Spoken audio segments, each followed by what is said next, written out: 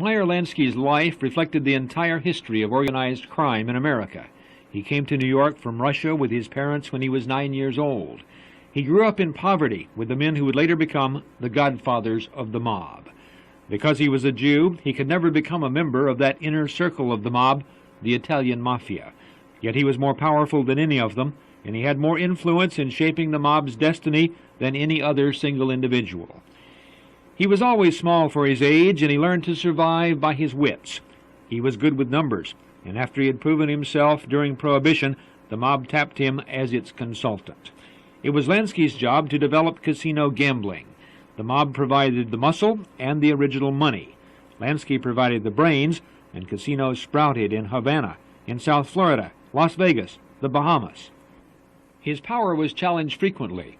Bugsy Siegel, Lansky's partner during Prohibition, built the first Las Vegas casino hotel and then tried to run it as his own. 2 bullets in his face brought management back under Lansky's control. In 1957, Albert Anastasia, the most feared man in the New York Mafia, tried to move Lansky out of Havana casino gambling. Instead, Anastasia was shot out of his barber's chair in a New York hotel. Lansky's power was secure. Through the 1960s, Lansky directed from Miami the skimming of cash from Las Vegas counting houses. Indicted for skimming $14 million in 1971, he fled to Israel. Eventually, law enforcement heat was so great, Israel deported him. No other country would take him, and he returned to face trial for contempt of court and income tax evasion. With good lawyers and poor health, he managed to never spend a day in jail. He was found not guilty of tax evasion, and the other charges were dropped. After open-heart surgery, he went into semi-retirement.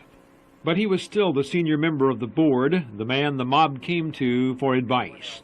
By the time he died, he may have been worth $1 billion, but he was so good at hiding and manipulating money, most of his personal fortune will never be found. He was a survivor who outlived his contemporaries because he was smarter and more cunning, because he understood human nature and knew how to exploit it. In his circles, he was known as a man of his word. A deal was a deal, and he never talked. With him, the mob felt its secrets and its investments were safe. I'm Clarence Jones, Channel 10 Eyewitness News.